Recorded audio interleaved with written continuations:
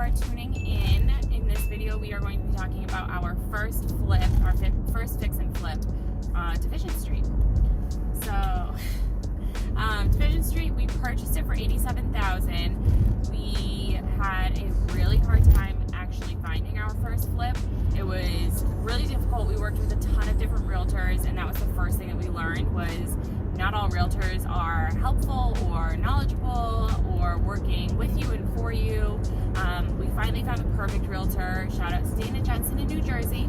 She is awesome. We've seen hundreds of houses. Yeah, we saw hundreds. We put in offers on a lot of houses. We got to the closing process on several houses, and life happens. Let's just do it this way. Yeah. Things happen. Things don't turn out to be what we thought it was. There was things that were missed out, title issues, a lot of things. But again, we ended up finding a house and shared a set of numbers. Yeah. So Dana was able to get it for $87,000. It was originally listed at $100,000, and it was a bank foreclosure. A hoarder previously lived in it, we heard, and it was cleaned out when we purchased it. So we bought it in March and started the demo process. We went through, the first thing we demoed was the brick insulation. The whole thing had brick insulation, and it was our first learning experience too. Tons of brick, the whole thing, and we took every last brick out except for brick in the kitchen on the backsplash wall. We ended up using it as a backsplash, and then brick on the staircase wall leading up to the second floor. So we actually end up removing the brick in the kitchen, but we kept the brick in a pile in the middle of the house because we wanted to use it as a backsplash. And the reason we left the brick on the staircase going up to the second floor was because that side was 2 feet from the property line, and we needed a fire rated wall 10 feet from the neighbor's house.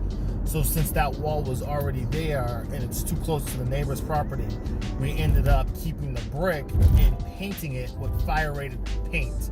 That way we were in the code compliance, or we would have had to remove the brick, insulate it, and put fire rated sheetrock on that side of the house, which would have been an expense. We realized we can save on the cost by just painting it with fire rated paint, which we had to buy anyways. Yeah, so that was the first lesson we learned. Bricks are expensive to remove. It cost us so much money in dumpster fees, and it wasted so much of our time when we realized if we were going to remove it, one, we probably would, if we went back and did it again, we would probably just keep it and keep the brick insulation. But two, we learned that people will come out and get your brick for free, or they will even pay for it. So if we had advertised on Craigslist or Facebook Marketplace, someone probably would have just come and paid us for all of the brick that was in that house, and it would have been time effective and cost effective on our end. So that was our first big learning lesson on that one. Okay, so first floor, we ended up gutting the entire house. Like we said, we gutted the entire house all the way down to the studs. There was knob and tubing here and there, so we had to remove that. The bathroom was completely rotted out, and it was pieced together with 1x4 siding and these weird pieces of studs all over the place. Don't know what happened. The floor rotted out, basically. There was so much water damage that the joist was completely rotted out, so I ended up replacing that with pressure treated 2x8s.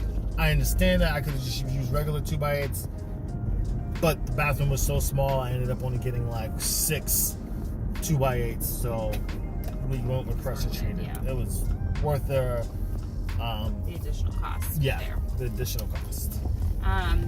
So the first floor had a foyer, a front porch area that was enclosed. It was probably at one time an exterior porch. So the floor level did not match up with the remainder of the house. So we evened out that flooring. We cut angled 2x4s, evened it out, put plywood on top. And then we knocked out every wall in that first floor. So we opened up that front porch with the living room and the kitchen. And then we had this little back porch mudroom-like area that we ended up turning into a laundry room. In our kitchen, we bought cabinets from Cabinets to Go, which I would say is probably our favorite cabinets we've used thus far. They came already painted, and they were easy to assemble too. So I much preferred those over anything else that we've done thus far as cabinets go. And we use the brick as a backsplash, so that saved us money on a backsplash. So there was a chimney in between the living room and the kitchen. We wanted to keep the chimney, but the chimney had some mortar issues and some brick damage. So the building inspector required us to add a flue because it was servicing the boiler and the water heater. The flue didn't fit in the chimney. So then, unfortunately, we had to then remove the chimney. And as we were removing the chimney, we found out that there was a bird's nest in the chimney that... Very gross. Very gross. You got to build up sticks and dirt and all this other stuff. It was like 8 inches thick, clogging up the chimney. And then further down the chimney, there was another clog. Yeah, so that was really the first floor, was that leveling out that front porch, tearing down all those walls, redoing the kitchen, making that back porch mudroom area a laundry room, and then totally gutting that bathroom. When we got upstairs, we only had 2 bedrooms up there. We added closets to them because neither really had a closet. One of the closets led to an attic, so we actually ended up getting rid of that attic completely and vaulted the ceilings. And I think that's something we would do differently if we were to do it again.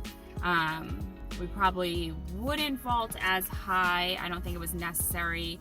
And we ended up putting chandeliers. I spent so much time trying to find chandeliers on Craigslist, and I really don't think that it was worth it. So the last space was the basement, and the basement we really just cleaned up and painted, and built a new staircase down to it. And then the exterior, we had aluminum siding, and Ricky actually just went out there and painted all of the aluminum siding, which was awesome. We didn't have to replace any of it. There was a weird makeshift entrance to the basement that we rebuilt. And then there was a concrete back porch step that we end up covering up with a nicer pressure treated style back porch. Yeah. We did replace the whole roof.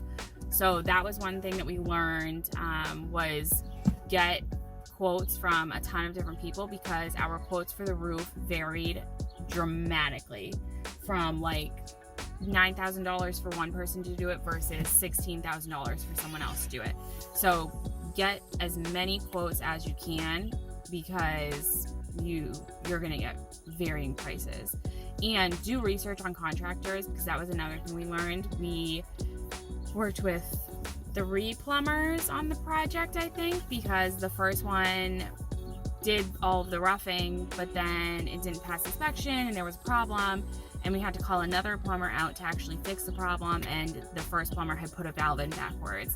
Easy fix, something that the first plumber never should have done.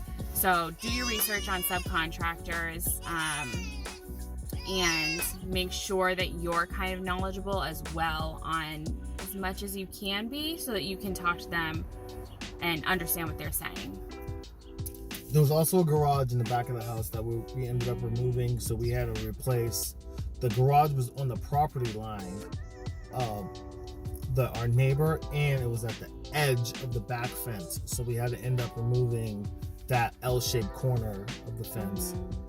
So that was something we also did. And then we removed the concrete slab that was part of the garage, rented a Bobcat, or skid steers to say, ended up doing that, doing the grass over. So growing grass was tough for us. We figured that out. We kept a lot of the brick insulation and ended up using it outside for the driveway.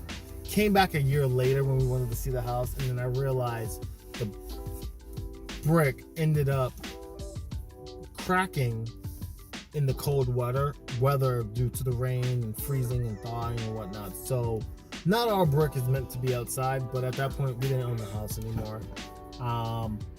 We also learned that just because the price is cheaper does not mean it's better.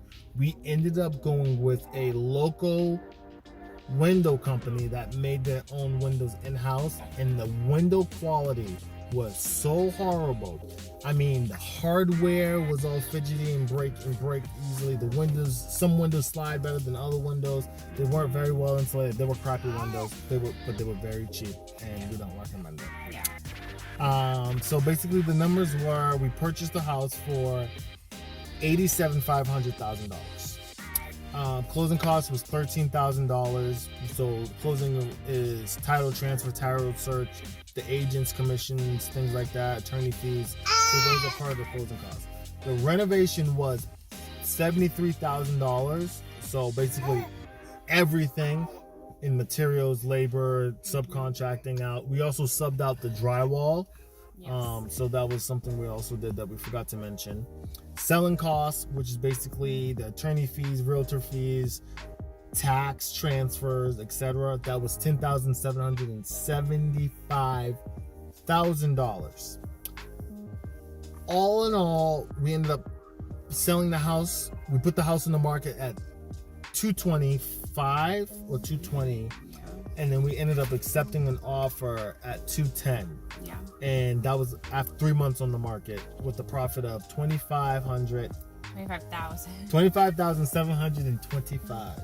So we started it in March and we finished it late July, and sold it, I believe, like August, September or something, September. But one of the things that we really learned was renovate for your market. Like, not all homes need top of the line items. The main feedback that we got was that it didn't have a heating and cooling system. We had the boiler, but we had no cooling system. So that was the main feedback that we got. We did not include a refrigerator, which we weren't really sure if we should do or shouldn't do. I don't know that it really affected us in the end, but I think moving forward, we would include all kitchen appliances. yeah. The washer and dryer, that one is still a tough one. We don't know about that one yet, but all the kitchen appliances, dishwasher, stove, microwave, exhaust hood, and refrigerator, no matter what market we're in, we're always going to include it. Because the fridge is just $1,000. Yeah. But definitely renovate for your market, because we spent 9 months on ours or something like that, 9 or 10 months on ours, and the house 2 doors down, when we were closing on ours, the house 2 doors down sold for around the same price that we had purchased ours, and they ended up, probably just doing a quick paint job and quick renovation inside. It took them 2 weeks, and they had it on the market, and they sold it for $220. They sold it for more than we sold ours, and they spent way less time on it. Who knows if their job was as quality? We never watched through it, but some markets don't require a huge addition or top of the line appliances or the best, most expensive tile. Sometimes you just go in there, you pick out nice features, you focus on what we focus on is what's behind the walls. That's what's most important. And then the finishes, you can get them at discount prices, great, beautiful finishes, but you really want to spend your money on what's important: the windows, the roof, the electrical, the plumbing, the HVAC, and those kind of items. So if you have any questions or any feedback, or maybe you know a local plumber that was much better that we probably should use and recommend it to other people, just leave it in the comments below. We'll greatly appreciate it. If you want great quality photos and videos of our beautiful child Noah, just leave that in the comments below. If you want us to renovate your home, just leave that in the comments below. And on that note, we're the Flipping Millennials, and we love you. So guys, we're staying by the 27 Division Street. There it is. What a cutie. We won't miss it at all, and promise me. No, I promise you that we won't miss it.